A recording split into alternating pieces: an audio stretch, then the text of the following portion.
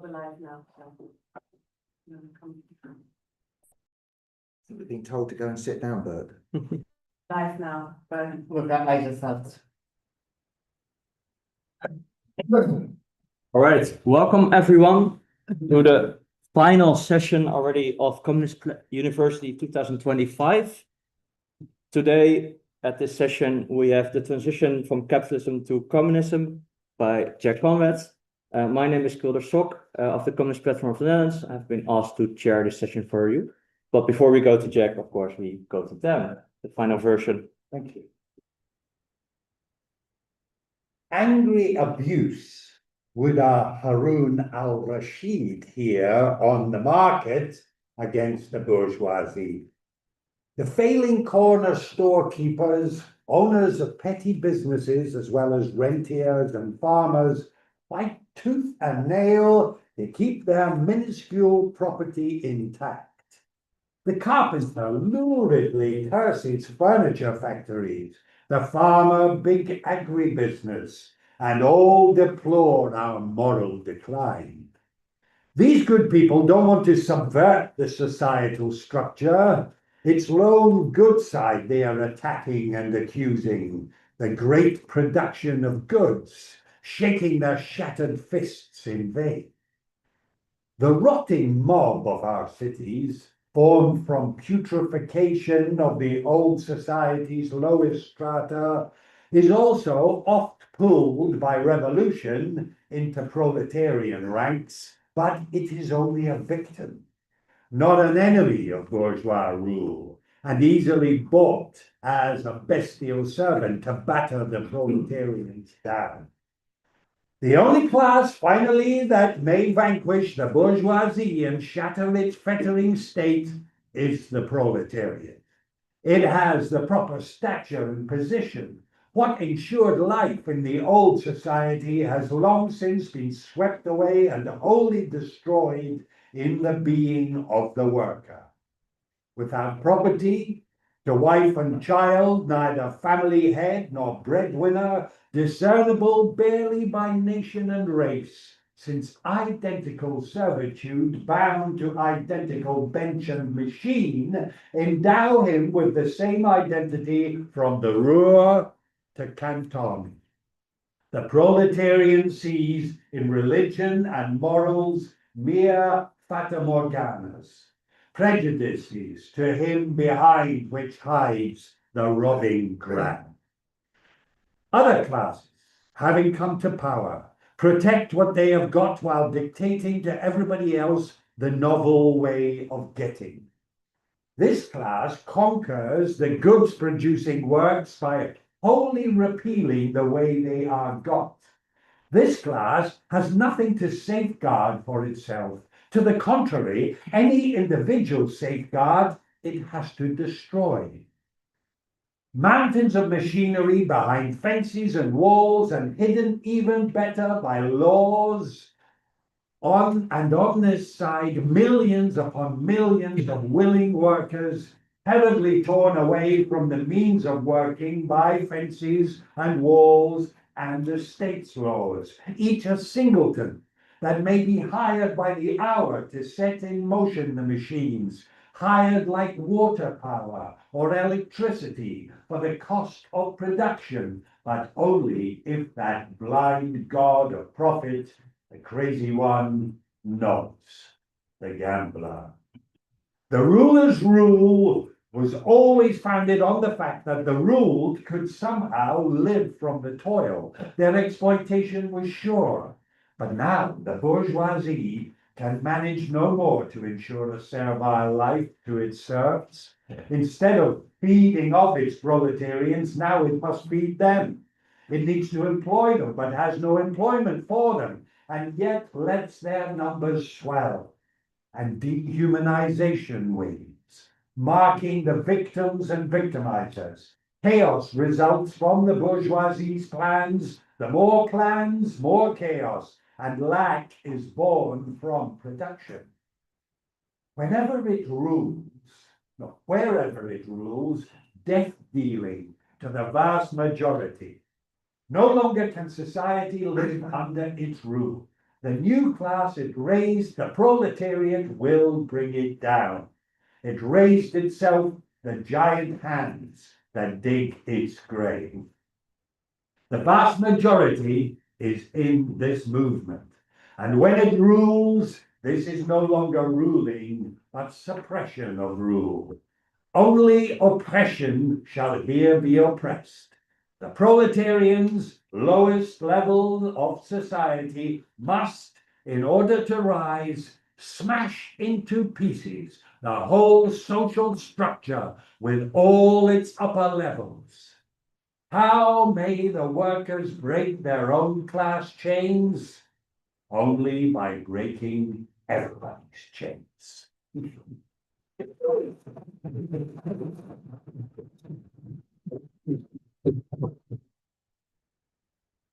What a fantastic end. Thank you, Tam, for all the readings throughout this week. Jack, I give the floor to you. Thank you. Yeah, that was a great ending, wasn't it? A very fitting ending. Don't know whether I can rise to such. Well, no, seriously, it's great poetry. It's wonderful imagery. Okay, so this is the last talk at CU. We're going to have an evaluation.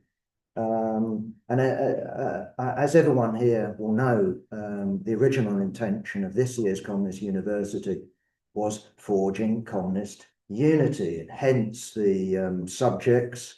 And I think also, at least from my point of view, hence keeping the subjects. You could look at the timetable and say, maybe we should have changed this, maybe we should have changed that. But the fact of the matter is, what's been interesting to me, at least, about forging communist unity is certainly while the comrades talking about socialism aren't here, and they broke from that process. What's been interesting from my angle is that in raising questions, they've got us thinking, right? I don't know whether we've got them thinking. I don't really see much of that, in all honesty. So if you look at their, I mean, I advise you, follow Soraya, look at what they've published, look at their draft programs. If I produced that, I would be acutely embarrassed. But if you look at our response, it hasn't been to reject. It actually is to think. So I've certainly been in a position of going to our draft program and saying, is it too long? Because that was their first objection. And going, no, not really. No, seriously. Because if you go through our draft program, given the history that we've been through in the 20th century, for example, if you don't emphasize democracy, then I don't think you're going to be treated seriously. In the same way, although it's not officially part of the program, but could be encountered in terms of word count, if you take the draft rules, it's the rules we try to operate by, of the CPGB, or what calls itself the CPGB, the fact that we say we allow factions, the fact that we say we allow open expression, the fact that we say that differences should be expressed openly in public, right? Not just kept for party congresses or conferences. I think all of that is absolutely vital. And also, in terms of what the comrades from TAS raised, remember, it was agree. Their first difference with us was that they said we should produce a new program with which people should agree. And we instantly said, no, except, because quite frankly, the experience of class struggle, the experience of new comrades coming in, the experience of, reading new studies of history mean that certainly with me, I do that terrible thing and I change my mind, right? And okay, then you look for co-thinkers and you would make a suggestion, maybe we should change the program, which means that you disagree, don't you, with what was there before. So I no longer agree with should I kick myself out? Well, seriously, should I kick myself out of the organization in order to change it? It's a ridiculous approach, except is the correct way forward. You have differences, you can change it. And for example, we did have the comrades raising, for example, that Russia, as they said, had nothing to do with the struggle for communism. And I think I knew what they meant, but I'm not sure. But did they mean 1917? Because that's what it said. I'm not sure. Either way, I couldn't agree with it. They said, we reject all forms of dictatorship. Well, one thing that Marx is famous for, I know, opium of the people, blah, blah, but also the dictatorship of the proletariat. Look at his critique of the Gotha program. Look at Engels republishing it and actually getting social democratic deputies getting up in the Reichstag and breaking off relations with Engels because of this notorious phrase, the dictatorship of the proletariat. I could not agree to that formulation, not because I'm a friend of China or Albania under Enver Hoxha or North Korea under the Kims, but precisely because I'm a Marxist and precisely because I'm someone who identifies with Leninism. So I couldn't agree to that. Anyway, we also had a difference, and this is why I'm talking, already spoken too long maybe on introducing it, but also the question of transition. And I don't know if anyone noticed, there was an older comrade here during the week. His name is Alan Buick, right? Does anyone know Alan? You might have seen him in the letters page. I had lunch with him. Alan, sorry. Adam, sorry. Thank you. Anyway, you had lunch with him, so you know him. Anyway, this leaflet at the school. I don't know if anyone can see it. There you are. So there you are. Anyway, it's from the Socialist Party, i.e. the Socialist Party of Great Britain. Anyway, one thing that the comrade said, having listened to Comrade Nick Rack, is he should be in the Socialist Party Great Britain. I thought that was quite revealing. Why? Because of his approach to the transition. Basically, what Nick has been arguing, from what I can understand, and I think he did say it, quite clearly, is you have a majority, you take over the government. We're not quite sure where. Is it Britain? Is it across Europe? I think the implication is Britain. And what you do as quickly as possible, maybe day one, maybe day two, maybe day three, you abolish the wages system. And the comrade from the SPGB could go, he's absolutely right. Here we are, SPGB, abolish the wages system. Don't have any transition period between capitalism and communism.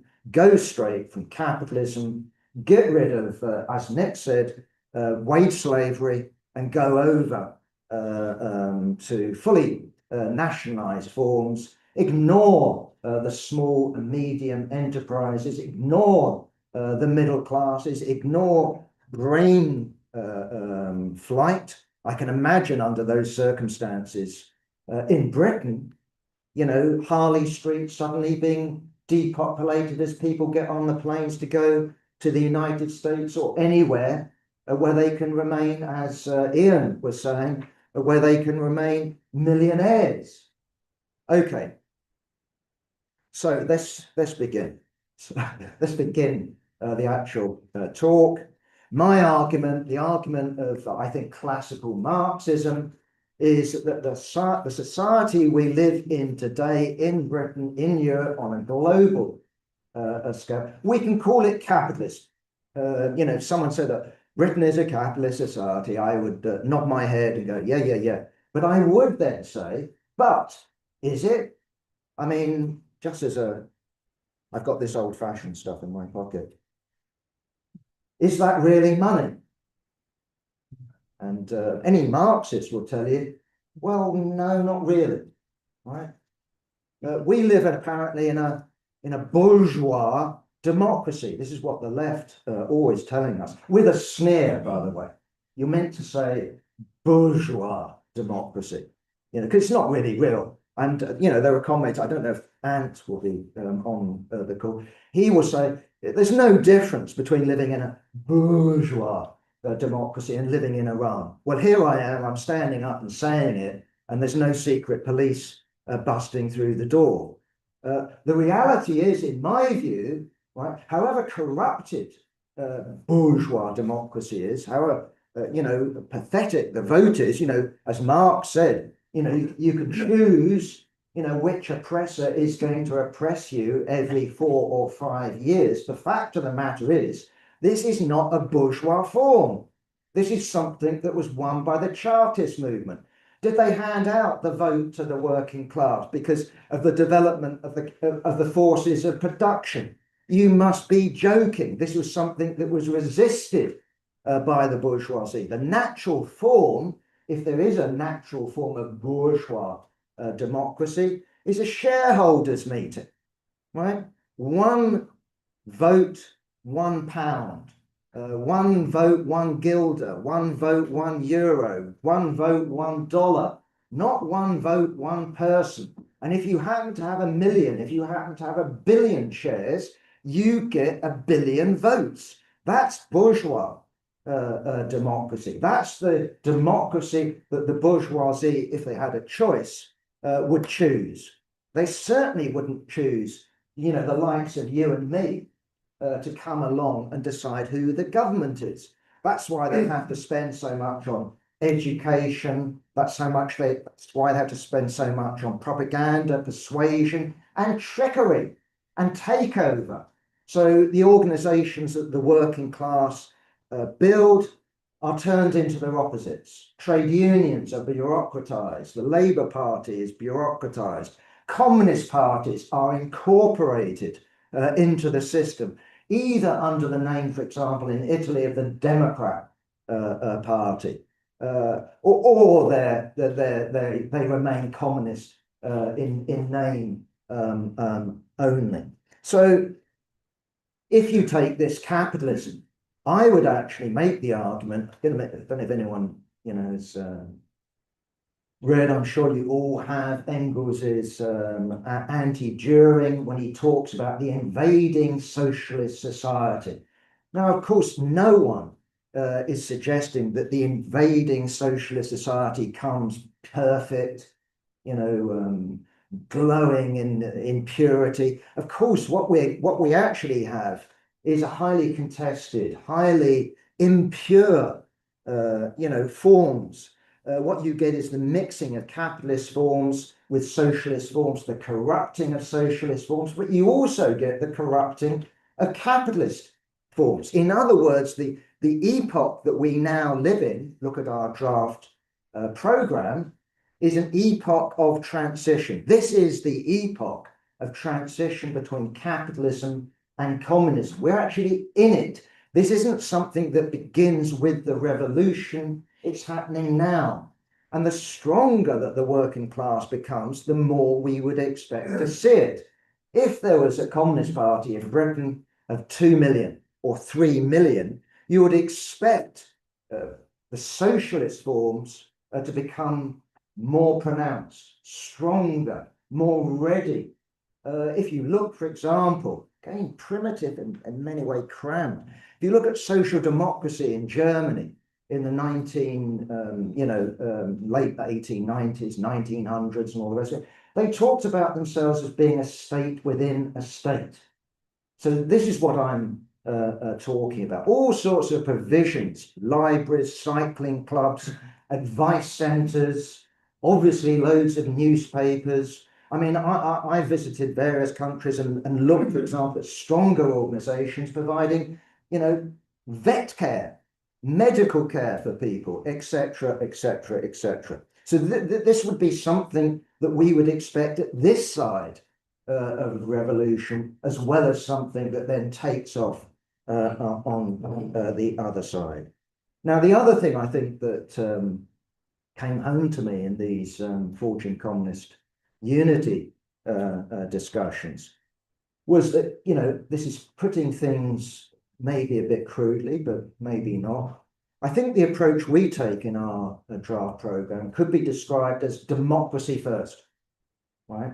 What we're saying is that the working class needs, of course, to fight its economic struggle. It will do that spontaneously. It can do it better with communists. But the key question for the working class is to develop a political program for democracy. And this is where the problem is on the left, because I've already described the sneer, because they say, oh, the bourgeoisie has achieved democracy. This is a task of the bourgeois revolution. No, this is a task of the working class. This is a task of the socialist revolution. So under capitalism, what we fight for, we describe as, call it whatever you want, but we call it extreme democracy. We talk about the democratization of society from the bottom up. We talk about strong trade unions. We talk about severe limits on working hours, but also we look at the top of society. We say, get rid of the monarchy, get rid of the House of Lords, get rid of MI5, get rid of MI6, disestablish the Church of England, take away its property. And anyone, right, who thinks that its property is just a church here or a church hall there knows nothing about land ownership in Britain. The Church of England is a major landowner. And of course, this property has come from the exploitation of its position as being the junior partner of the ruling classes, going back to its origins and before. Where if you actually look at the draft program, and I'm saying that with a sneer of TAS, talking about socialism, from my memory, although they mention these things, what is noticeable, and I think it's deliberate, is a lack of democratic demands, right? And I think the only specific demand that I can recall, and maybe this is being unfair, but the only specific demand I can recall is the election of judges. I wonder why that was. But for example, nothing on women, nothing on gay people.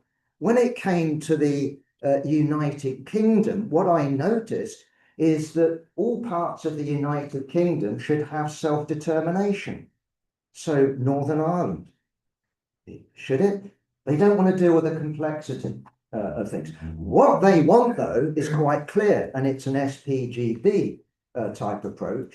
What you get is you get a majority. I don't know whether that's armed, because although they talk vaguely about abolishing the army, they don't really specify a popular militia. Either way, their vision of the transition is economics first.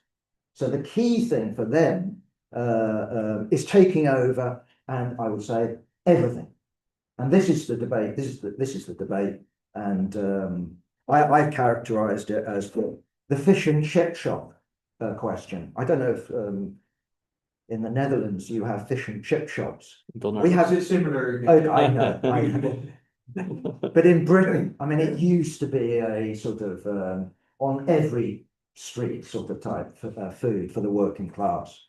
You know, for the last 100 years. No longer, they're closing like nobody's business. But the point I'm making is that these little businesses, you know, exist not only in the form of fish and chip shops, but they also exist in the form of curry houses. They also exist in the form of news agents. They also exist in the form of plumbers. They also exist on the basis of, you know, self-employed builders. You can just carry on looking at what is called officially in Britain, small to medium-sized enterprises. A lot of them will be fake. That's quite clear. So if you look at taxi drivers, and I'm specifically thinking of Uber taxi drivers, that isn't self-employment. They are not part of the petty bourgeoisie. I'm well aware of that. But there is also the professional middle class that needs to be accounted for. Managers, supervisors, consultants, barristers, architects, and we can just carry on with that. So from our point of view, tactically and strategically, we say that the working class actually needs to champion this strata. It's got many different interests.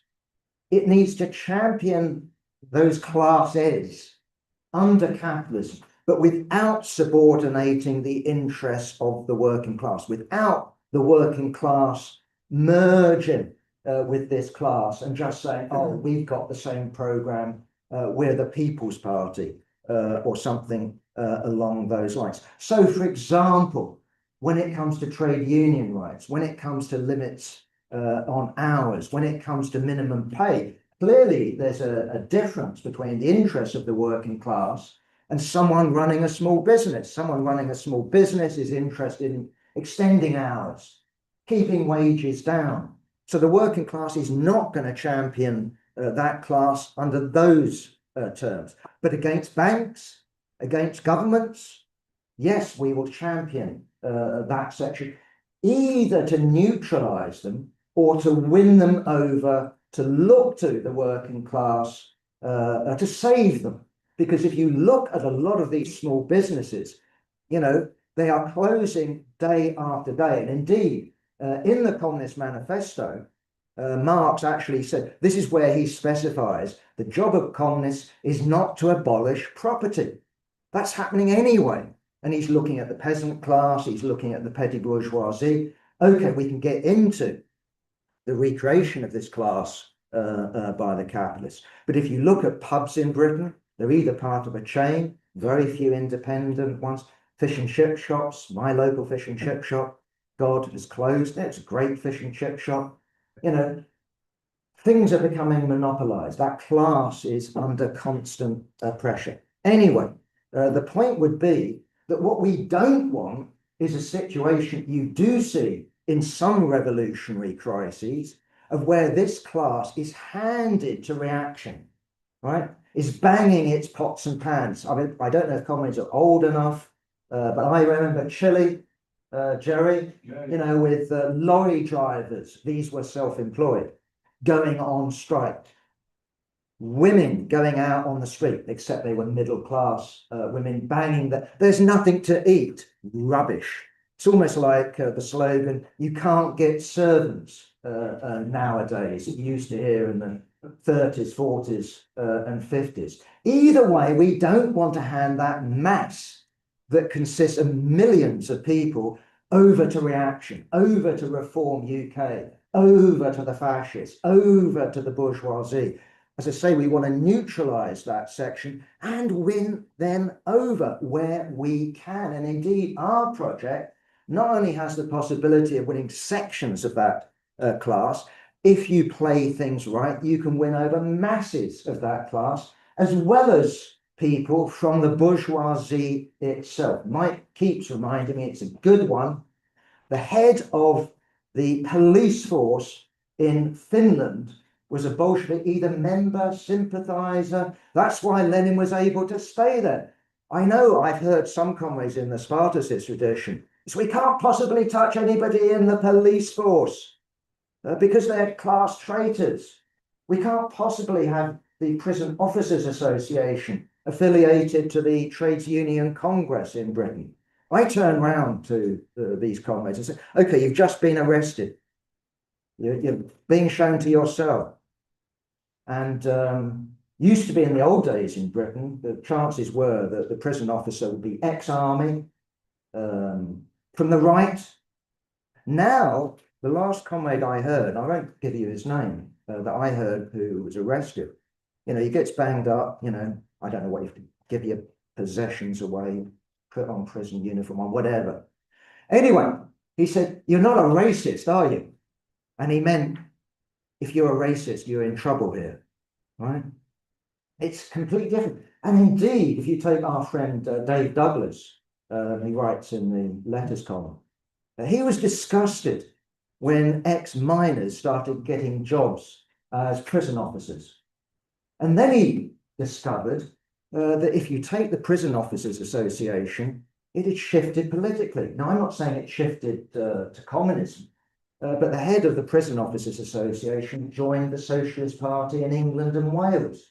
I mean, who would you be rather met with if you were under arrest? Someone in, the Socialist Party of England and Wales, or someone in, the British Union of Fascists? I just think it's a dumb question. So, we want to be winning people over to our sides. We want to be winning prison officers. We want to be winning policemen. We want to be winning people in the army. In this organization, we won someone who is a middle-ranking member of MI5. We can win loads of people over to our movement. But you won't win them if you turn round and say, on day one, day two after the revolution, we're just going to expropriate everything. You certainly won't win the petty bourgeoisie. You certainly won't win the class professionals. Okay. So the next thing I wanted to turn to, again, in terms of our programmatic perspectives, is we definitely don't have a British road to socialism. And you were raising the comrades in Ireland, and I remember reading their programme, and I think I replied to you, from my memory. And when it's really good, really good, really good, they're good comrades, and I mean, join them. But then I came across that what they stand for is a 32-county socialist republic of Ireland. And I go, well, that's just trailing Sinn Féin. I mean, you've raised it in your talk. Okay, there you are, you come to power in a 32-county republic in Ireland. Okay, Ireland's got lots of agriculture, but how long would you last? I mean, leave aside the military side to it. Obviously, American companies pull out. The tax revenue from those companies go out. Irish people, I presume, would have their living standards crashing as the tax revenues go down. And the same, of course, is true in Britain. Not only we've got rich agriculture, but not enough agriculture to feed the population. But how long would a workers' government in an isolated Britain last? I mean, I don't know. It's a rhetorical question. All I would answer, it's an open-ended answer, not long, right? And what we have with the comrades in Taz is that apparently, and this is an illusion that comrades hang on to, it's a sort of illusion now that is no longer confined to official communism, but they seem to have spread deep into the sort of Trotskyist tradition. And that is, workers take power in a country like Britain, so wonderful are things that they would seek to emulate it. Well, I admit that, taking over Buckingham Palace and having the red flag flying and inspirational. But then would starving workers provide an inspiration? Would ration provide inspiration? Because you're not going to have plenty. You're going to have poverty. Would that provide inspiration? One of our comrades, not here today, Ben Lewis, I don't know if we've got the book on the table, translated Zinoviev's, it was called in the German press at the time, 1920, wasn't it? The speech of the century. So, okay, it's 1920, it's not the whole of the 20th century. But this was his speech in front of the Congress of the United Social Democratic Party in Germany, the biggest party, the biggest workers' party in Germany. It was certainly bigger than the Communist Party. It was bigger than the official party. Anyway, so Noviev makes his speech. Alongside him as an opponent, I think there's Martov, someone has to read it. Hilferding is a speaker. Anyway, so Noviev makes his speech, and the content of it, Ben translated it. Look, we're starving, we're hungry, we're in poverty. We rely on you coming to our rescue. If you don't come to our rescue, we are done for. He wasn't boasting about living standards, wasn't boasting. He said Russia is in rags, Russia's hungry. And that was precisely the argument of the right wing and the centrists in Germany. And not only in Germany, in Austria and other countries. If you want that, you have it. But look at Russia. Russia both provided an inspiration for a section of the working class, but it also was repellent to another section of the working class. And the more Russian isolation was normalized and it became part of the program, the more that we in our movement, Trotsky's worst book surely ever, what was it? Communism and Terrorism. I mean, we're for terrorism. Democracy. I have to do democracy, by the way, don't I? Democracy. This is bourgeois. This is showing the failure of the Russian Revolution, the isolation of the Russian Revolution. Oh, we don't allow factions. And this then becomes something to celebrate, something to emulate, and look at the results in the 20th century. Tragic results in the 20th century. And it's in this context, and I haven't really looked it up, that I used, I think the example, I'll have to go back and have a look at my article. It's in that context I used the example of Pol Pot and Kampuchea. And I wasn't certainly accusing anyone of wanting to murder a third of the population. But the fact of the matter is that Cambodia was a living hell. The fact of the matter is that if you look at examples, I mean, I don't know if is there any private industry? I suppose there is a little bit on the side. But North Korea, I'm sure, has got massive nationalization.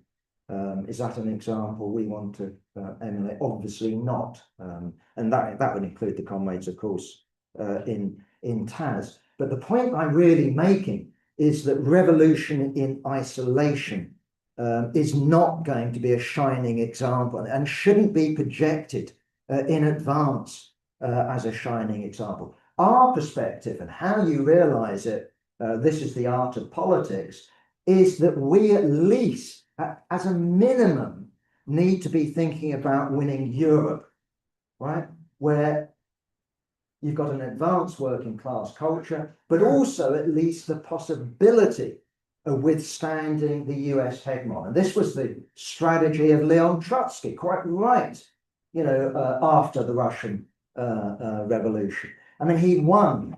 Lenin was still alive. He won Comintern to the perspective of a united Europe, something Lenin chucked aside against Kautsky, I think, in 1916. Either way, that is our strategy. It's impossible, to hold power, to have a perspective of going to the world just from somewhere like Britain. From Europe, it is possible. You could imagine workers in China, workers in India, workers in Australia, crucially, workers in North America being inspired by the example of workers coming to power on a continental scale and quickly spreading the revolution to where the majority of humanity live in Asia. Okay. Having said that, our strategy is also to combine taking over the commanding heights of the economy extremely quickly with an element of what I'll call, and this directly from Engels, Marx, I'll call gradualism. I was recently rereading, anyone know of Principles of Communism? Engels' second draft for the Communist Manifesto. Comrades who are staying in London, go to the Red Lion, down the road in Soho, you'll see, the pub where Marx and Engels were instructed to draft a manifesto for the League of the Just, and they came up with the Communist Manifesto and renamed the party.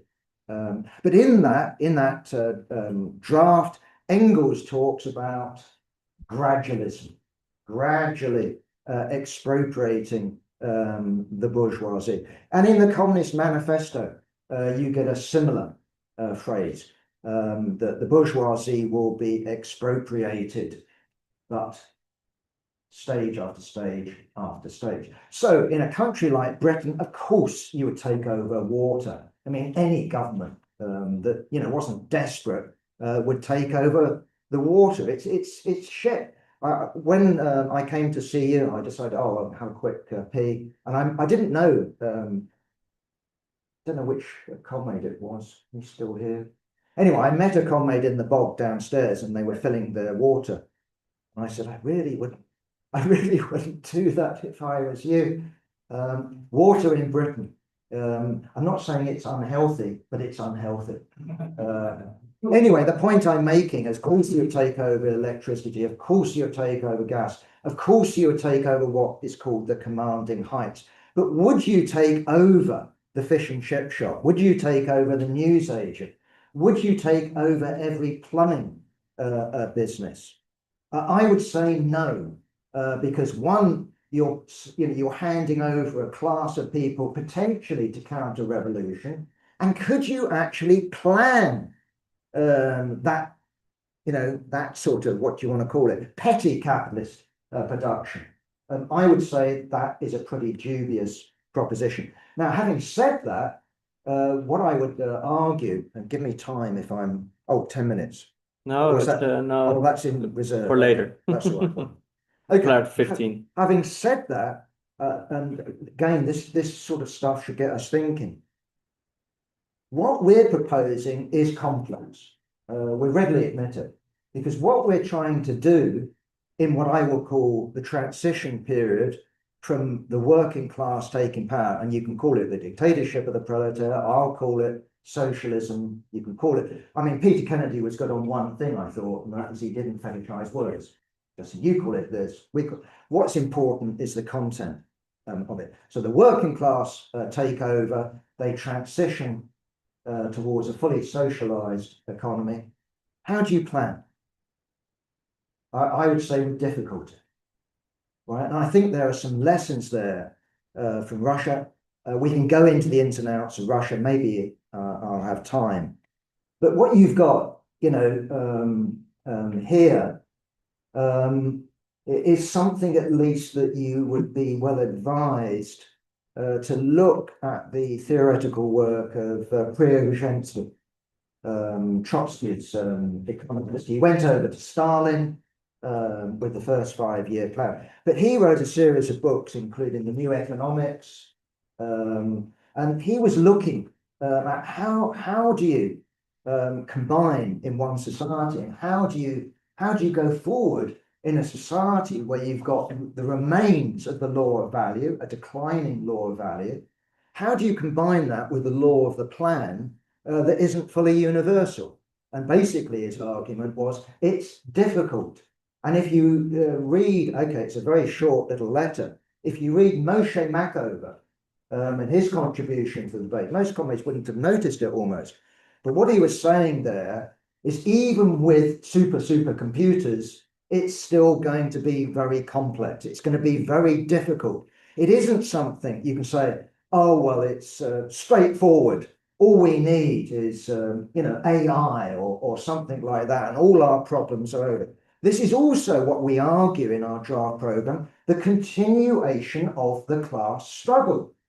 So we don't think that with the workers' revolution, that's the end of the class struggle. This is the continuation of the class struggle, but with the working class in state power. But the working class also remains still an oppressed class. It hasn't yet learned to fully govern. It hasn't taken over, yet straight away consultancies. It hasn't got that level of skill. It hasn't gone to Oxford. It hasn't gone to Cambridge. It hasn't got that level of education. Because what happens under capitalism, as well as putting people through, I'll use an insulting phrase, Mickey Mouse courses at university. What you get in work, this is something you can look at, a brilliant book by Harry Braverman, Labour Under Monopoly Capital, I think it's something along those lines. What you have under capitalism is the breaking apart of the labour process, the individualization of the labour process. So workers can be good at doing A, but they're no good at doing B or C or D, where a craftsman, say man, craftsperson, in the older days could master the whole production process. So someone building a boat would know how to build a boat. Nowadays, they'll only know about riveting, for example. So in a car factory, classic example. I mean, Mike, you were putting in the distributors or whatever. What? Speedometer. Speedometers. He knows all about putting speedometers on. Great. If we want a putting on speedometer man, he's the guy to go to. But if you want to go to, putting on the tires man, he's completely useless. He says, I know what it is, but how the hell do you fit it on to a Cowley? I'm just making up this one. Morris Marina. Morris Marina. I mean, he wouldn't know, he wouldn't have a clue in spite of his Oxford education. So you get the point, right? We want a different approach to work, yes, but you don't begin with communism. You begin actually with the capitalism that you take over. And that includes this division of labor, not only up down with people used to giving orders, people used to taking orders, but also the breaking apart of the labor process into tiny bits. That was taken to extremists in the Soviet Union, but we'll leave that one aside. But yeah, so my argument is this is an extremely difficult transition. It is a form of the class struggle. We would also envisage the class struggle continuing against bureaucratic tendencies. We would want a situation of where managers are elected, managers are replaceable. Not only MPs, but the whole of society needs to be democratized. Right? So we want a situation, we'll move towards a situation, to use Lenin's old slogan, where every cook can govern. That's because they're no longer simply a cook. They know the labor process. They've been in debates about where society is going. They've mastered, their position as part of the ruling class. Great. Okay. So we've done that. Okay. I'm going to use the last 10 minutes to take us back to the opening yesterday evening. And this is something I'm thinking about. And that is, okay, so if we take the classic Marxist, Karl Marx, Friedrich Engels, Lenin, Trotsky approach, we take over, the commanding heights, we slowly go towards full socialization. What follows? Marx's phrase, something like goods flow in ever greater abundance. Now, Marx wasn't a scheme monger and, didn't detail it out, but basically he looked at capitalism and says it's really progressive because it creates a working class, but also it creates stuff and we can have more stuff. Now, when you're in Victorian Britain, when you're looking at Europe, you want more stuff. I mean, in Britain, workers, I don't know what the average age would be, but in, when Marx is dealing with life expectancy of the first, second, third generation of proletarians in Britain, you're talking about a life expectancy in places like Bristol, if I can remember, something like 14, average, remember, average, 14 years of age. In Liverpool, it's 16. Amongst the middle classes, it might be 40, average, remember. So in terms of, giving people some sort of decent life, people living in slums, you need more stuff. You need houses, you need decent food, you need decent clothes. Yes, that is absolutely right. But now we're in the midst of this climate crisis. And that's why I think, this Communist University, and I'm talking about it not just this week, but as something that's been going since I don't know when. And the contribution of comrades such as Chris Knight and Camilla Power, and their talk about original communism and existing living communism is so important, along with comrades, like climate scientists saying this is what is going to happen. These are the possibilities. All the possibilities are atrocious. We're clearly not going to stop the release of CO2 and methane this year. to save ourselves. That's not going to happen. Everyone knows it. So this is the world we will inherit. And therefore the approach, well, what socialism does is it releases, frees the productive forces. It's not going to limit production we're going to produce more and more and more and more stuff. And what you have on some sections of the left is still this idea of living the life of the billionaires. And I can sum it. I've read the book. It's an atrocious book. Bastani. What's it? Fully automated luxury communism. It's all about we'll send, rockets up there to mine the meteorites, and we'll bring them down, and we'll have so much iron and so much gold, and diamonds will be all over the place, and we can produce all of this stuff, and yeah, basically we can all live like Elon Musk or Jeff Bezos or some other obscenity. Bastani, right? Fully automated luxury communism. And he means it, right?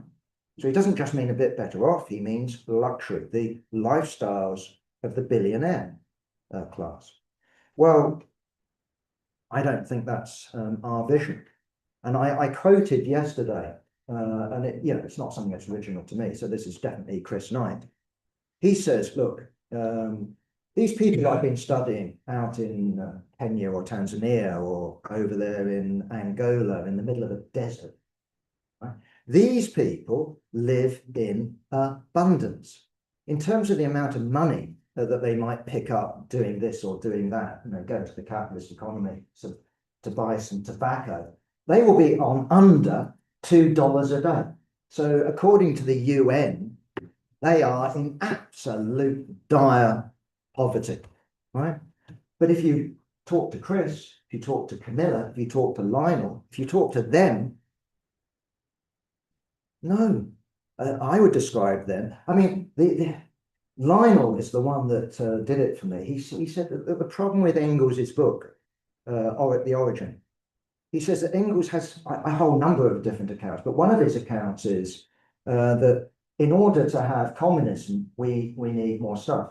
On the other hand, there's these guys, these primitive communists, and they're living in abundance. They're communists. Which one is it? And Lionel's argument is that you don't need more stuff.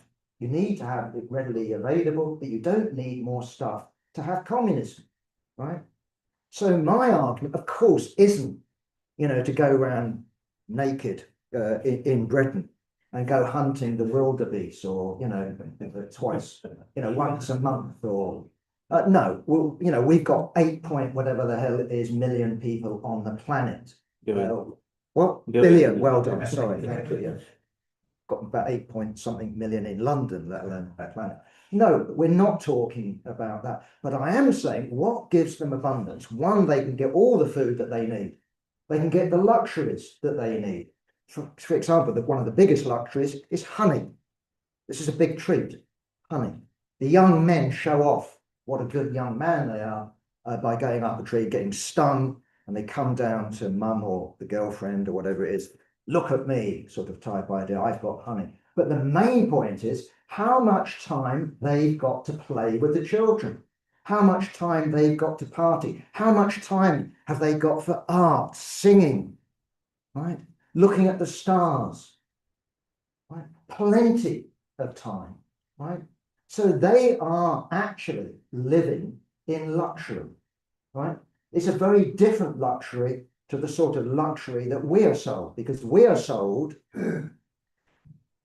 you must have this, you must consume that. And every time the working class expands its living standards, of course, the bourgeoisie are a billion times ahead of us. And that's why, if you take this thing about immiserization, the working class is miserable, because every paper, every web page that they look at is trying to sell them stuff that they have to aspire to.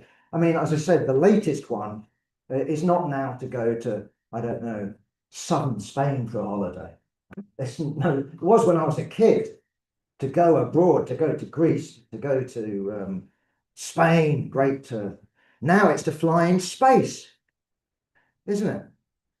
Now it's to, I don't know what else, you know, now it's to be married in Venice and take over the city or whatever the hell it happens to, and you see it, you see people spending thousands and thousands. Of course, they can never, you know, copy, but they aspire to that lifestyle. So capitalism creates a miserable working class, right?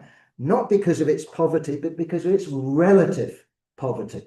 Now we've got to break from that, and we're not going to do it through a resolution.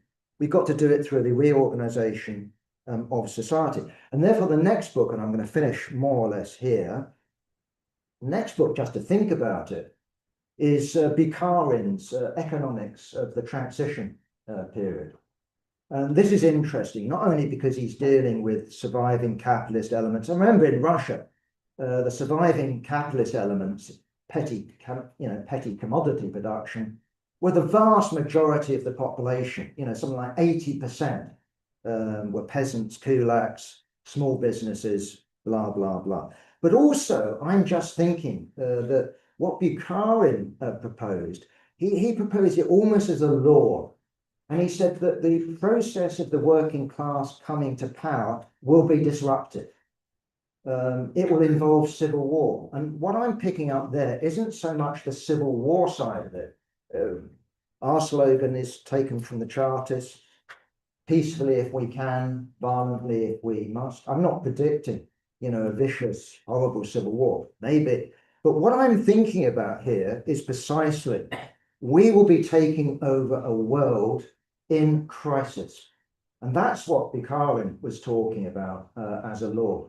I just think that when it comes to our minimum program, that is what we need to be thinking about, not to create the sort of, like we all had yesterday, didn't we? Sort of, oh my God, we're going to go, you know, up to Scotland to escape and get shot down. And, you know, here we are, you know, all of that. But nonetheless, we will be going into a period, whether we like it or not, of emergency, of planetary emergency. And we've got to have that sort of understanding if we're going to make the transition. So I'm not saying definitely that where we're going is to the Soviet Union, but not in isolation. The Soviet Union was a backward, war-ravaged from World War I, Civil War country that was under blockade. But we're not going towards luxury communism. What we're going towards is abundant communism because of time, because of play, because of joy. Communism, to me, isn't about stuff, it's about us. It's about us developing as fully rounded human beings, something we can only do in relationship to other human beings. Billionaires, to me, are not something to aspire to. They're partially human. They're distorted humans. We are distorted humans. So we need, you know, to rethink our ideas, and we need to think our program in relationship to the world that the working class, with a bit of luck, will inherit. Because if we don't take over the world, my fear is not simply we could go into barbarism. That's possible. You know, I think, you know, the idea would be to look at the collapse of the Roman Empire, but we could, I think, a greater chance that we would be actually facing species extinction. So maybe the slogan shouldn't be simply socialism or barbarism, but actually socialism or non-survival. But that is something to think about. That's it.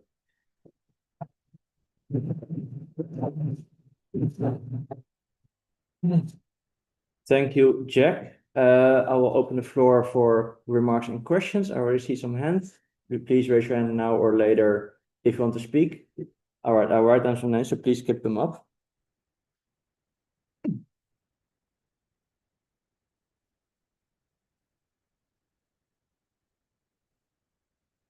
At that side. Maybe you can first give someone the turn to speak. Yeah, I'm just writing down quickly some names. Yes, okay, Jim, first. Yes. I don't know where you need to stand for the audio. You don't have to take the phone, just speak regularly and loudly. Yes, Jack gave an excellent account there. And it's over and so on. I mean, he mentioned in the, as it were, the middle classes, the self-employed builder. I was in the building trade for a while, not employing anybody. I was a hod carrier, and in those days it was usually